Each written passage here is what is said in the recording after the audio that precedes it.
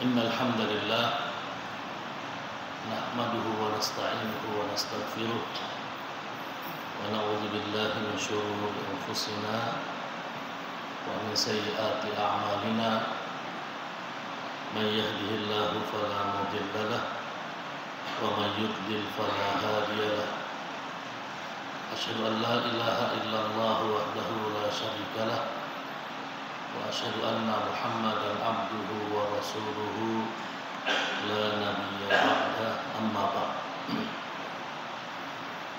Kaum muslimin dan muslimat, jamaah subuh yang semua kita semua dirahmati, dimuliakan dan senantiasa dalam inayah Allah Subhanahu wa taala.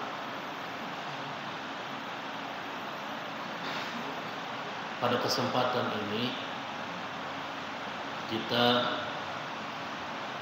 bersama-sama mencoba untuk merenungkan satu peristiwa besar yang terjadi pada tahun kedua Hijriah, tepatnya pada bulan Ramadan. Pada tahun kedua Hijriah atau tahun kedua setelah hijrahnya Rasulullah SAW dari kota Mekah ke Madinah, terjadi satu peristiwa, yaitu Perang Badar yang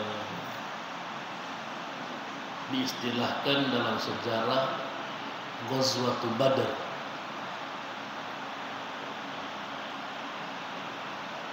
Kadang juga disebutkan hari itu adalah Yaumul Furqan, karena perang yang sangat menentukan, perang antara hak dan batil. Itu terjadi pada bulan Ramadan tahun kedua Hijriah. Apa yang menjadi latar belakang terjadinya perang ini? Karena kita tahu bahwa hijrahnya kaum muslimin dari Mekah ke Madinah itu karena penindasan dan memuncaknya kezaliman yang dilakukan oleh orang-orang kafir Quraisy terhadap umat Islam, sehingga datanglah perintah Allah Subhanahu wa taala untuk berhijrah, dan sebahagian besar kaum muslimin yang berhijrah itu meninggalkan harta bendanya di kota Mekah, tidak membawa apa-apa. Bahkan orang yang tadinya kaya raya di kota Mekah tidak membawa apa-apa ke Yathrib atau ke kota Madinah. Sampai kabar bahwa kafilah dagang Abu Sufyan yang datang dari negeri Syam ingin kembali ke kota Mekah itu akan melintas di sekitar Madinah, sehingga ada keinginan untuk menghadang kafilah ini. Kita ambil sebagian harta-harta dagangan mereka ini sebagai bentuk pembalasan kepada orang-orang kafir Quraisy. Karena biasanya orang-orang Mekah, salah satu mata pencaharian orang Mekah itu berbeda dengan orang Madinah. Kalau orang Madinah, sebagian besar mereka adalah petani karena tanahnya subur. Kalau kota Mekah, sebagian besar mereka itu adalah pedagang yang berdagang sampai ke Gaza, ada yang berdagang sampai ke negeri Syam dan seterusnya. Abu Sufyan membawa kafilah dagang yang besar.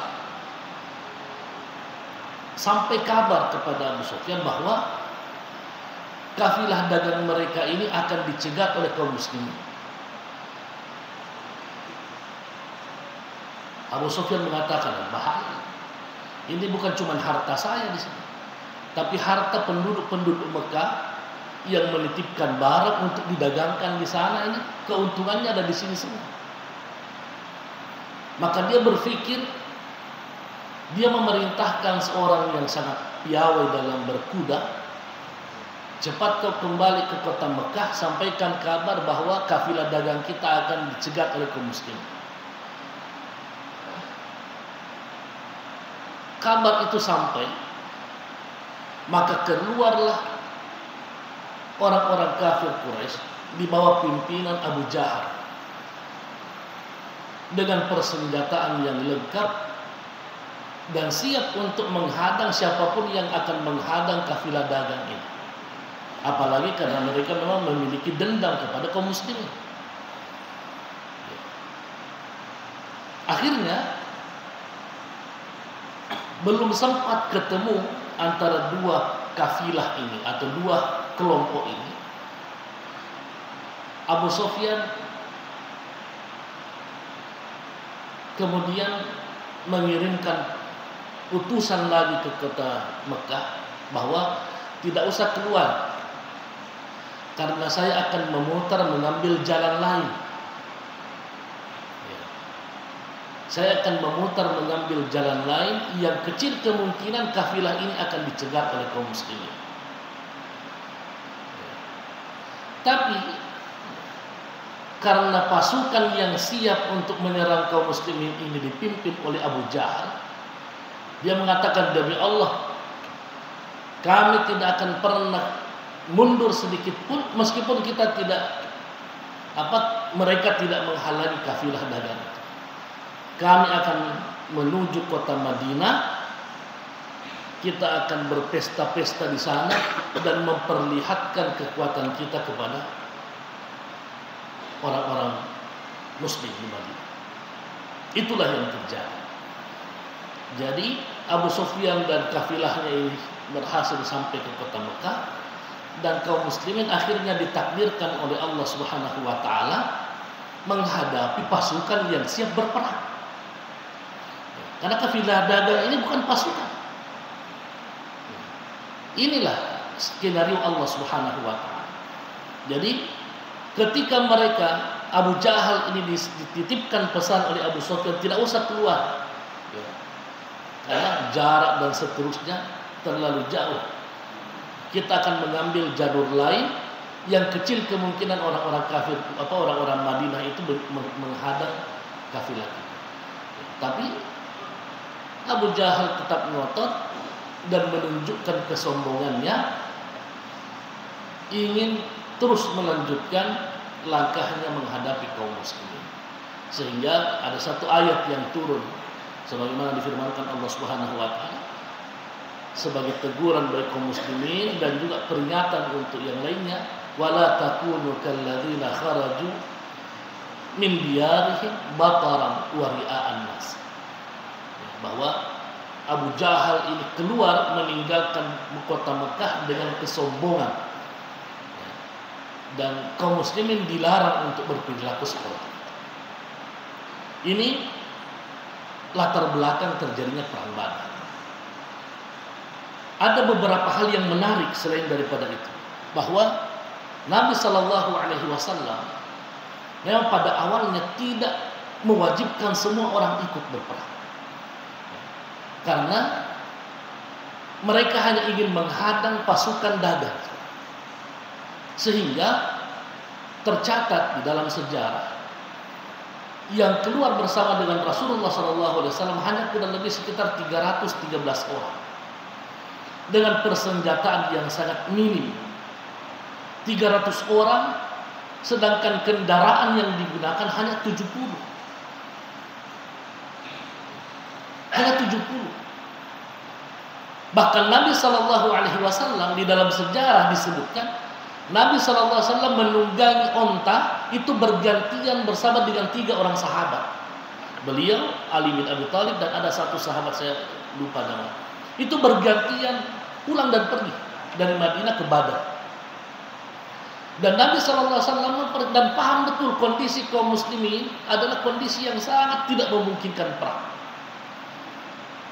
Sangat ini, persenjataan tidak lengkap, kendaraan tidak lengkap.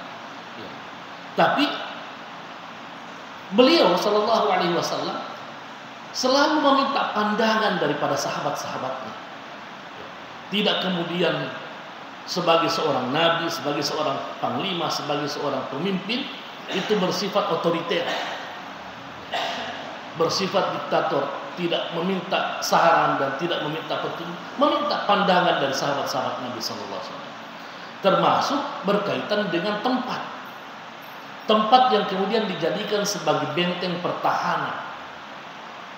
Beliau meminta pandangan dari sahabat-sahabat Nabi. Sehingga ada seorang sahabat yang bernama Hubayb bin Munzir. Hubayb bin Munzir ini ketika Nabi SAW sampai ke Badar, dekat dengan mata air Badar, di lembah Badar, sahabat Nabi SAW bertanya kepada Rasulullah, "Ya Rasulullah, tempat kita ini pilihanmu atau memang wahyu dari Allah?" Kalau wahyu dari Allah kita nurut. Pilihan engkau ya Rasulullah, atau ini adalah ketentuan Allah, wahyu dari Allah, perintah Allah bahwa di sini kau tempatnya? Kata Rasulullah, tidak, ini pilihan saya. Akhirnya Hubayb bin Munzir mengatakan, kalau saya punya usul ya Rasulullah, kita maju sedikit ke depan mendekat dengan mata air Badar. Kemudian kita timbun semua tempat-tempat yang kemungkinan bisa dijadikan penampungan air oleh musuh-musuh kita di belakang kita. Kita timbun semua sehingga kita menguasai mata air itu, kita bisa menggunakan air sebanyak mungkin dan mereka tidak memiliki sama sekali perbekalan air. Ini usulan saya, kata Hubayb bin Munzir.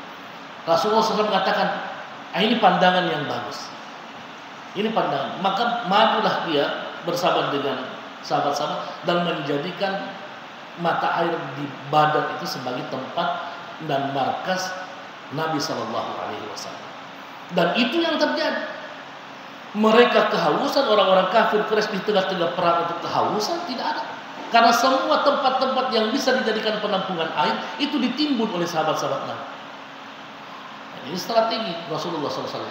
Bahkan pada sebelum terjadinya perang, beliau mempersiapkan peperangan ini dengan sangat apik, terstruktur, dan sangat rapi sekali.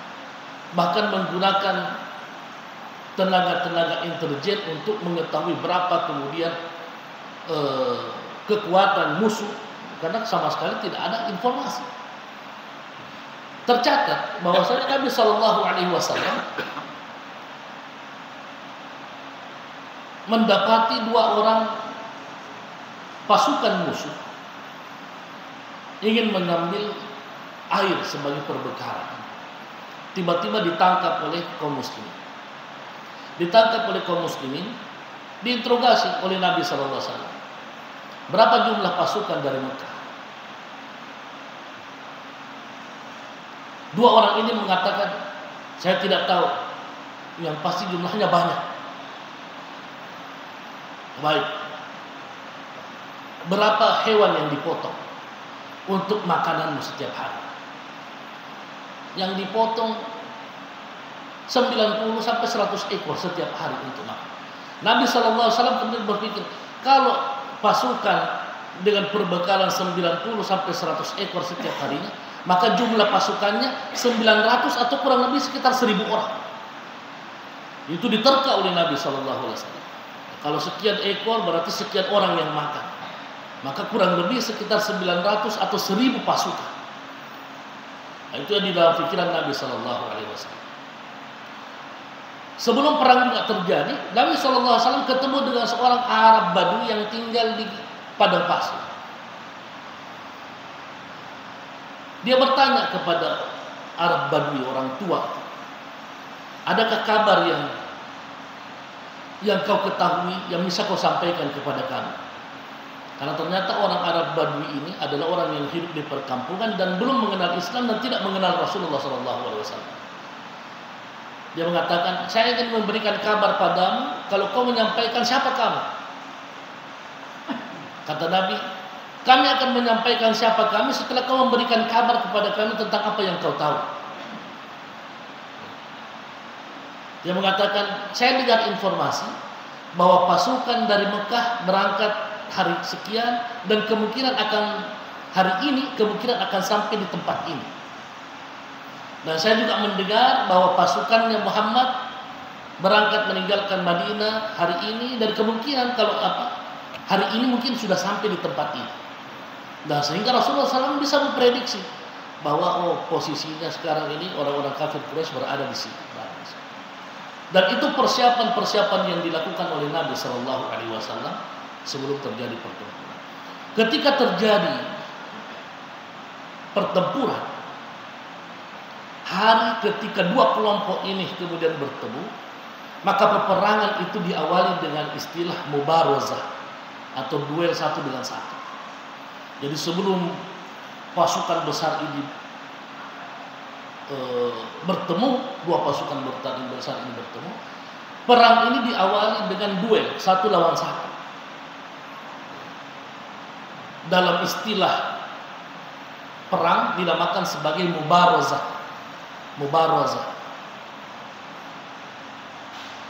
Majulah 3 orang dari kafir Quraisy dengan sombongnya maju ke hadapan dan menantang pasukan kaum muslimin untuk mengadakan mubarazah.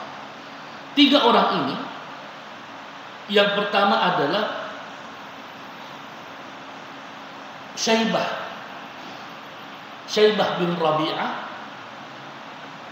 kemudian Utbah bin Rabi'ah, dan yang ketiga adalah Walid bin Syaibah. Jadi 2 orang bersaudara, anaknya Al-Mughirah. Utbah dan Syaibah ini anaknya Al-Mughirah. Mereka menantang kaum muslimin. Hal min mubariz, adakah di antara kalian yang ingin maju duluan? Berdirilah orang-orang Ansar dari Madinah ingin melawan 3 orang, satu lawan satu. Maka Nabi SAW memerintahkan mereka semua duduk dan mengatakan tidak. Diperintahkanlah Hamzah, kemudian Ali bin Abi Thalib dan Ubaidillah untuk maju karena mereka semua ini memiliki tali kekerabatan yang agak dekat. Majulah Hamzah bin Abdul Muttalib melawan Syaibah. Kemudian majulah Ali bin Abi Thalib melawan Walid bin Syaibah.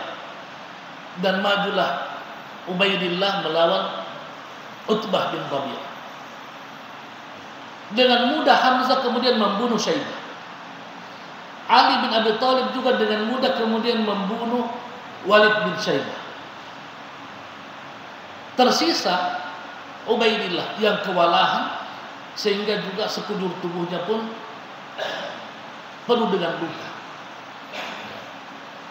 Yang akhirnya berhasil juga kemudian membunuh Utbah dengan bantuan Hamzah dan Ali bin Abi Thalib. Dan ketika itu Ubaidillah ini dibawa di hadapan Rasulullah SAW dengan tubuh yang penuh dengan luka-luka, akhirnya syahid. Dan ini yang kemudian mengawali pertempuran yang dahsyat, yang kemudian berakhir dengan kemenangan kaum muslimin, dan tentunya ini adalah pertolongan dari Allah Subhanahu wa taala. Ada yang menarik dari kisah ini. Ada pesan ilahi. Ada pesan yang disampaikan Allah Subhanahu wa taala berkaitan dengan peperangan ini. Yang pesan ini adalah kunci dan rahasia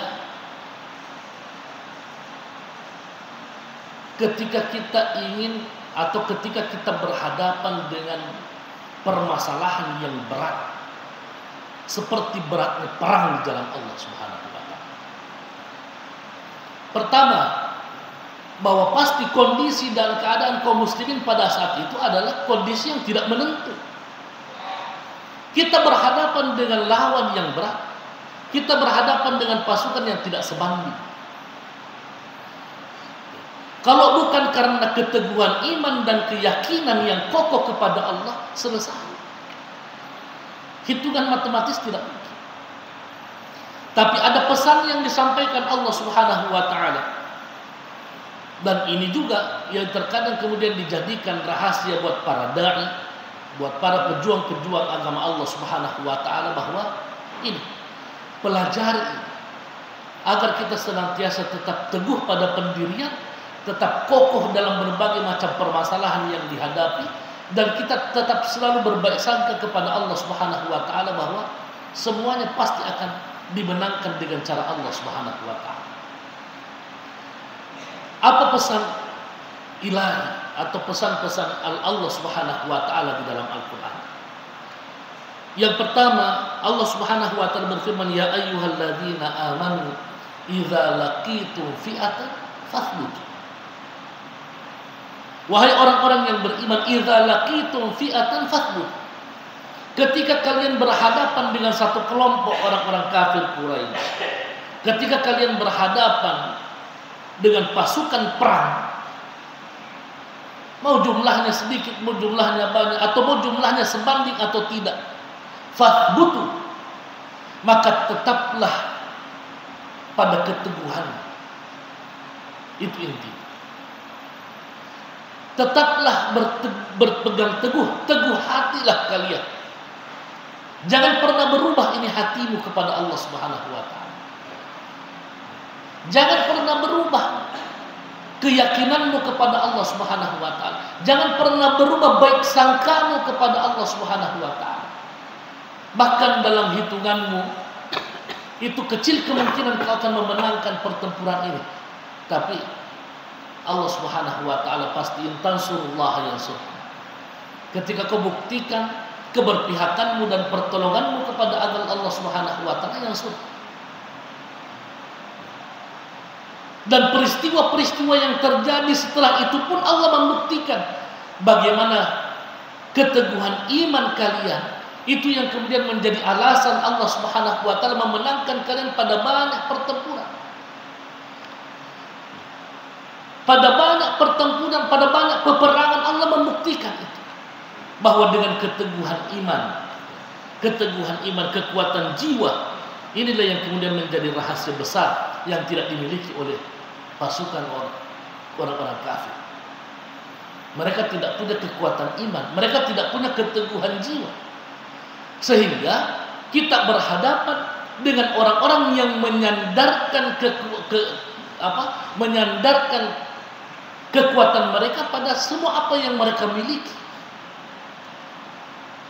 Mereka hanya bersandar pada persenjataannya, mereka hanya bersandar pada fasilitas yang mereka punya, mereka hanya bersandar pada kekuatan dan jumlah mereka yang banyak. Tapi tidak bagi orang-orang yang beriman. Mereka sandarkan semuanya kepada Allah Subhanahu wa taala. Itu yang pertama. Yang kedua, wadhkurullaha katsiran la'allakum tuflihun. Dalam kondisi dan keadaan genting, permasalahan yang berat kita hadapi, ingatlah Allah Subhanahu wa taala. Wadhkurullaha katsiran. Berzikirlah kepada Allah Subhanahu wa taala, ingatlah Allah Subhanahu wa taala. Maka dalam riwayat orang-orang kaum muslimin pada perang Badar, mereka senantiasa berzikir kepada Allah Subhanahu wa taala pada setiap waktu di saat perang itu berkecamuk. Dan mereka meminta kepada Allah Subhanahu wa taala, ya Allah menangkanlah pasukan ini, ya Allah menangkanlah pasukan ini. Mereka tidak pernah berhenti berzikir kepada Allah, karena disitulah letak ketenangan jiwa mereka. Bahkan sebegitu tenangnya kaum muslimin, Allah Subhanahu wa taala sampai menyebutkan idz yughashshikumun nu'asa amanah. Pasukan kaum muslim itu dirundung rasa ngantuk yang kemudian menjadikan mereka tertidur nyenyak di saat perang berkecamuk. Itu menandakan bahwa Bukan mereka mengantuk, tapi menandakan bahwa mereka itu berada dalam kondisi aman hatinya. Orang yang aman hatinya, orang yang aman perasaannya, tidak ada rasa takutnya. Ya, bahkan dalam riwayat disebutkan sebahagian sahabat itu karena saking nyenyaknya tidurnya, pedangnya itu jatuh. Pedangnya itu di saat perang berkecamuk. Inilah yang menjadi wasiat Allah. Wadhkurullaha katsiran la'allakum tuflihun. Yang ketiga, apa yang menjadi pesan Allah? Wa atiullaha wa rasulah. Kunci dan rahasia kesuksesan mereka itu adalah taat kepada Allah dan Rasul. Ketaatan kepada Allah dan Rasul itu kunci utama. Kunci utama kemenangan yang sesungguhnya. Kalau kita ingin menang, taatlah kepada Allah dan Rasul. Karena tidak ada gunanya orang yang menang tapi tidak menang dalam pandangan Allah. Tidak ada gunanya orang yang menang dalam satu pertempuran atau dalam satu kompetisi. Tidak ada gunanya kalau dia tidak menang dalam pandangan Allah. Tapi Allah Subhanahu wa taala mengatakan di ayat lain, wa atiullaha wa rasul wa atiullaha war rasula. Ya ayyuhalladzina amanu taqullaha wa qulu qawlan sadida yuslih lakum a'malakum wa yaghfir lakum dzunubakum wa may yuti'illaha wa rasulahu faqad faza fawzan 'azima. Siapa yang taat kepada Allah dan Rasulnya faqad faza fawzan 'azima. Sungguh dia telah menang dengan kemenangan yang besar. Jadi rahasia kalau kita ingin mendapatkan pengakuan kemenangan dari Allah Subhanahu wa taala, taat sama Allah. Taat sama Allah dan Rasul, itu rahasianya. Maka sahabat-sahabat Nabi SAW membuktikan ketaatannya kepada Rasulullah SAW dan mendengarkan semua instruksi Nabi SAW dalam peperangan dengan baik. Di dalam riwayat disebutkan bagaimana Nabi SAW kemudian melakukan atau memberikan instruksi kepada sahabat-sahabat Nabi SAW dengan mengatakan, jangan maju sebelum mereka ini mendekat. Dan ketika pasukan orang-orang kafir Quraisy itu mendekat, kata Nabi SAW, lemparkan mereka dengan anak-anak panah, kemudian tahan. Artinya jangan kemudian menyusul lemparan-lemparan anak panah ketika mereka menjauh, yang kecil kemungkinan anak panahnya itu sampai kepada mereka. Dan itu didengarkan oleh sahabat-sahabat Nabi Sallallahu Alaihi Wasallam dengan baik. Dan itulah yang kemudian menjadi rahasia kemenangan kaum muslimin. Sebaliknya, ketika orang-orang atau kaum muslimin tidak mengindahkan apa yang menjadi perintah Rasulullah SAW, kekalahan yang terjadi pada perang Uhud. Ketika perang Uhud, Nabi SAW memerintahkan 50 orang pemanah di atas Jabal Rumah. Kata Nabi SAW, jangan tinggalkan tempat ini apapun yang terjadi, baik kita kalah ataupun menang. Tapi ternyata sebahagian dari mereka ini tidak taat kepada Rasulullah SAW. Yang kemudian inilah yang menjadi penyebab utama kekalahan orang-orang kaum muslimin pada perang Uhud. Wa atiullaha wa rasul. Kemudian yang berikutnya, pesan ilahi dari kisah perang Badar ini. Allah Subhanahu wa taala berfirman, "Wala tanaza'u fatafshalu wa tadhhabu rihukum." Kalau kau menang, kalau ingin menangkan pertempuran, kalau kau ingin mendapatkan ketenangan dalam setiap keadaan yang kau hadapi, wala tanaza'u fatafshalu wa tadhhabu rihukum. Hindari konflik, hindari perpecahan, jangan berselisih. Setiap anggota pasukan atau setiap individu kaum muslimin hendaknya memahami dengan baik posisinya masing-masing dan menghindari kemungkinan terjadi gesekan, konflik, perpecahan yang kemudian menyebabkan hilangnya kekuatan kaum muslim. Itu penyebab utama. Yang meruntuhkan kekuatan kaum muslim, penyebab utamanya adalah konflik, perpecahan satu dengan yang lain.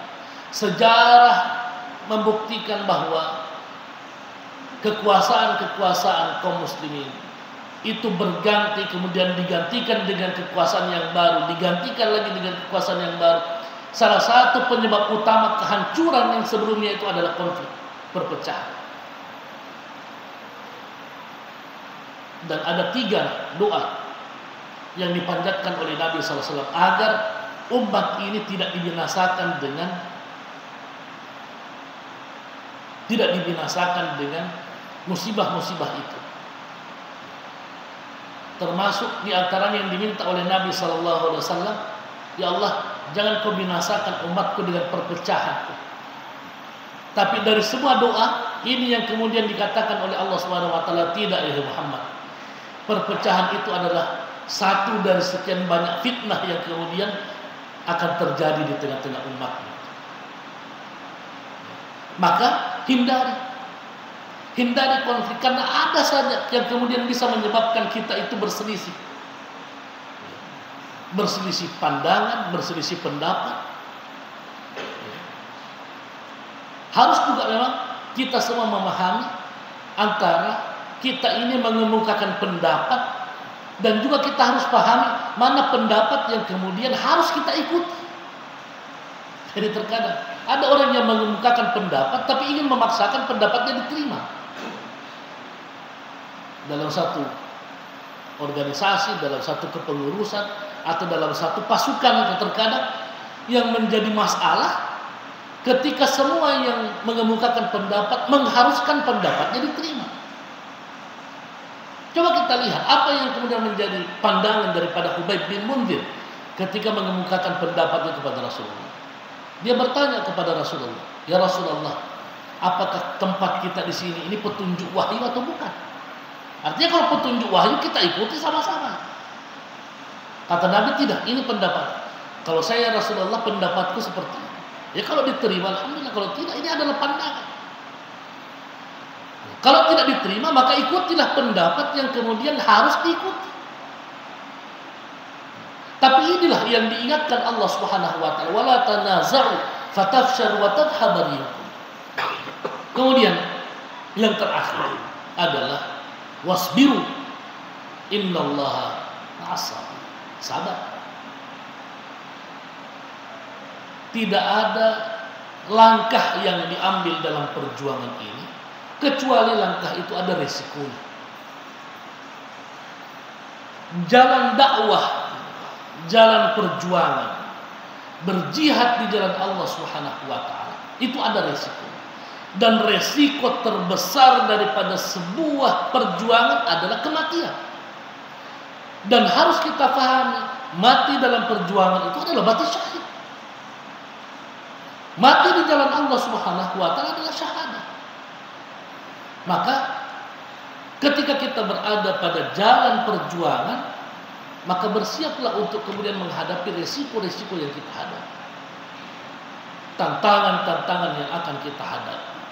Dan itulah yang kemudian dipilihkan oleh Nabi SAW bahwa jalan kita ini adalah jalan yang akan menyampaikan kita pada ridho Allah Subhanahu wa taala. Jamaatul muslimin rahimani wa rahimakumullah. Inilah beberapa pelajaran penting untuk kita renungkan bersama berkaitan dengan peristiwa perang Badar. Mudah-mudahan apa yang kita renungkan ini diberkahi Allah Subhanahu wa taala. Hadanallahu wa iyyakum ajma'in. Wassalamualaikum warahmatullahi wabarakatuh.